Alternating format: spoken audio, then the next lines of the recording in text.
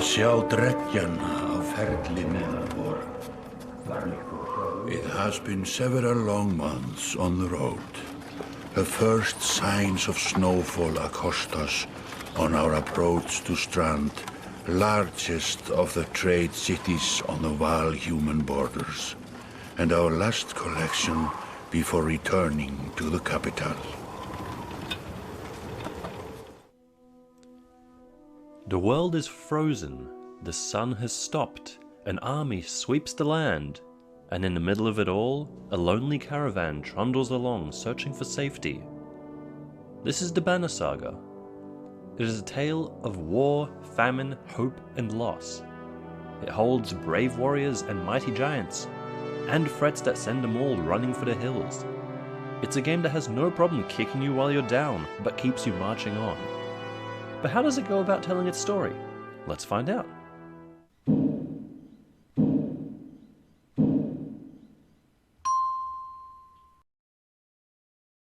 The Banner Saga opens with a text scroll that gives you a quick introduction to the setting. We learn that the gods are dead, which is interesting, that humans and giants won a war against the Dredge, and that they have entered an era of prosperity. However, the final line tells us that despite their victory, the world has entered a very subtle kind of apocalypse. There's no giant holes in the sky or world-devouring entities. The sun has simply stopped working properly. It's a subtle thing that doesn't really impact the people of the world a lot, but suggests that something is terribly wrong. It suggests that things might be going fairly well for people, but they might want to look into that whole sun thing. It could be important. So it's presented us with hints of Vikings, giants, and great wars, so now we're introduced to the real heroes of the story. Tax collectors! To their credit, they are giants first and tax collectors second, so they immediately start to mess shit up. And soon, before we might suspect that we're playing Viking Taxation Simulator, I would totally play that, we're introduced to the real heroes of the story, Hakon and his army of giant ambassadors. These guys are escorting a human prince to the giant capital in order to maintain the human-giant alliance. They plough their way through armies of Dredge, which have choked the passes to the giant lands, but their main challenges lie in having enough mead for everyone and putting up with the human prince, who's a bit of a tosspot and might have just murdered their future king. With the future king dead, Hakon suddenly finds himself the leader of the entourage, effectively becoming the player's proxy. The fate of these people is now in your hands, which isn't really a big deal at first. I mean, you've got stacks of supplies, and you're an army of giants. It's not like a couple of robots pose a huge threat, so the bulk of your time is spent chatting with the people in your army. The dialogue between characters is where you get most of your story and world building. Each character has a distinctive voice, and it's nice to get to know these people when you're not pounding things into the ground. Exposition is handled pretty well, never really thrusting it in the player's face. Characters explain things to each other in a realistic and conversational way, such as when Hakon tells the witch that giants don't really like fire, so could you maybe stop setting everything on fire, please? As you progress, you move away from your position of power. The enemy becomes more numerous, morale begins to fade, and supplies dwindle. One of your companions can die through a tragic accident. You go from bashing your way through to hunkering down and trying to weather the storm as things go from bad to worse. You get surrounded in a ruined castle and have to break through an entire army, taking substantial losses. Then, once you finally reach the giant capital, it sinks in that maybe not even the giants are strong enough to fight this. But after that, we swap to the real heroes of the story, a starving band of refugees.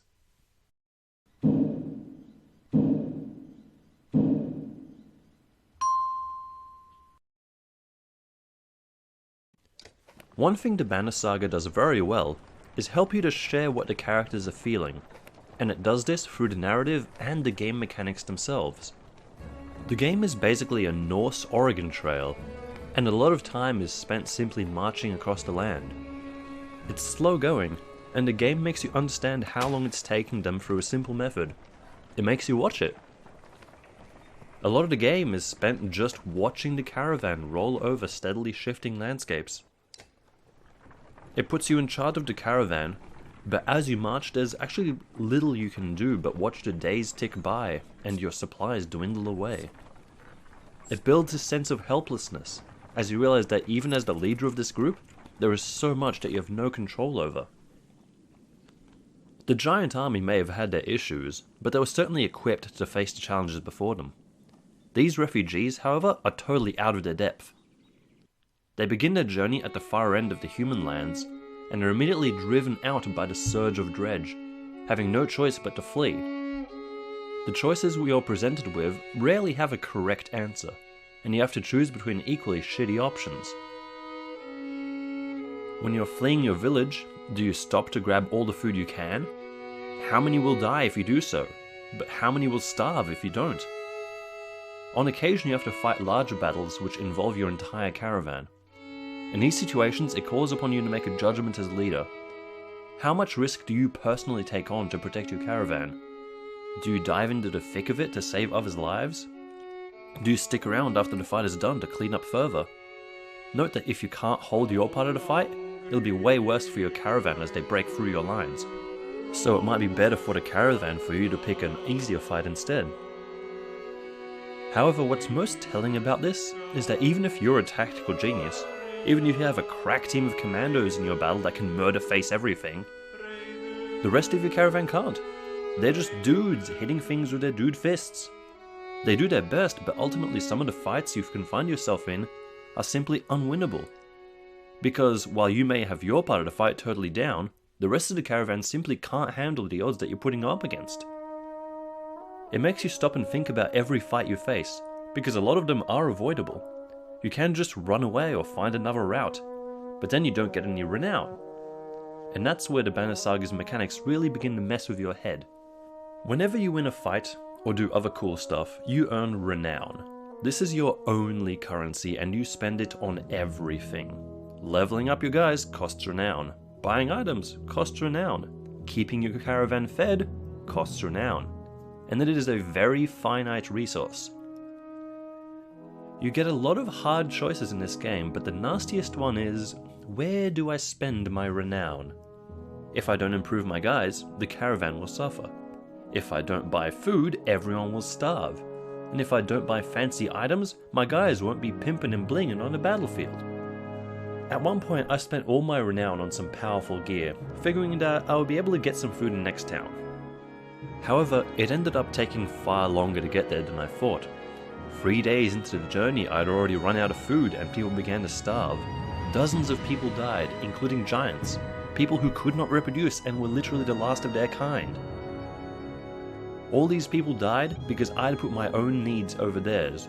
I'd done fucked up, and I felt like shit about it. Having to weigh the power of your warriors against the well-being of your caravan absolutely sucks, and I love that.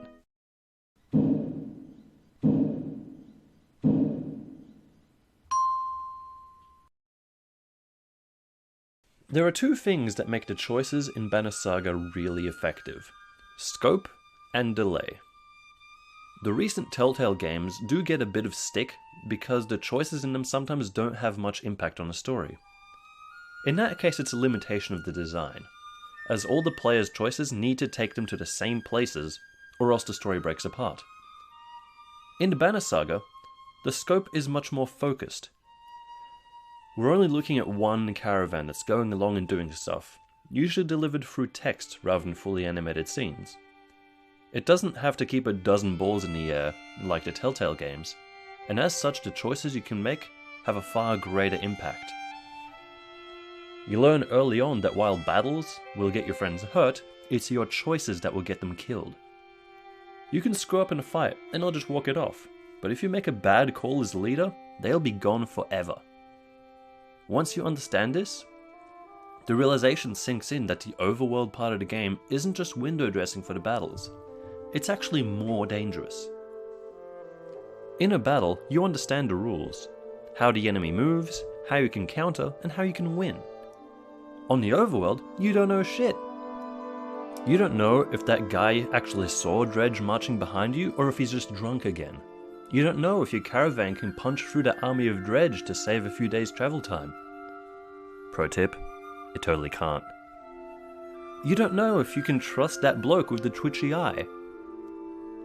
All of these choices are judgment calls, and while sometimes paying close attention will lead you to a better outcome, often you just have to go with your gut. What makes it work even better is that these decisions rarely have immediate consequences, and the game autosaves all the time.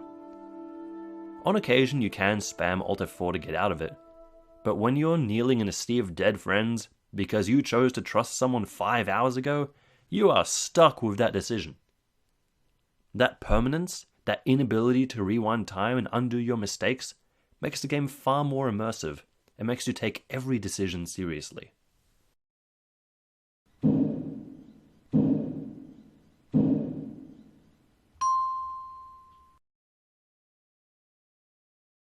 The Banner Saga presents us with Vikings, giants, magic, robots, magical Vikings, giant robots, robot Vikings, and giant magical robots. The world it surrounds us with is rich in mysteries that are never truly answered, which works because the characters in the story don't understand all the details either. Once you meet the Menders, basically wizards of this world, not even they know much more than the average man. The map of the world tells you more about the places you are going, and each of these descriptions alludes to historical events. The styles in which they are written suggest that these histories are also sagas based on the deeds of prior generations, rather than being accurate accounts of what happened. There's a lot going on beneath the hood. The more you learn about this world, the less you know. When you find out why the Dredge attacked in the first place, it only opens up more questions. What it holds back is just as important, if not more so, than what it tells you.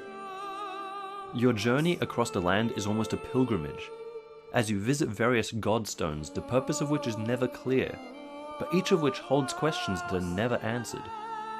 It places you in the same shoes as the characters, standing at the feet of some great unfathomable thing, which is as awesome as it is rather useless to their immediate survival. The Banner Saga doesn't shove the world's history in your face, at least not until it actually becomes relevant to what the characters are doing. It stays in the background, enriching the story without getting in the way, which can be tricky to pull off. The Banner Saga brings a lot to the table. There is a lot to see, and you only get to see it through the lens of the characters. It does a great job of having you relate to the strong core cast of characters by having everything come back to the character drama. Yes, there's giants, famine, dead gods, massive armies, and giant wiener snakes, but the important part is not that they exist, but how they affect the characters. The gameplay itself also helps to put the player in a similar state of mind to the characters. It drops you into a shitty situation, and then keeps making things worse. Even so, there is always a beacon of hope to keep you moving, even if it is only a fool's hope. All in all, the Banner Saga tells a compelling saga of great trials and the great deeds that overcame them. It's harsh, beautiful, and emotional. And let's face it, if these guys didn't convince you to play it, nothing will.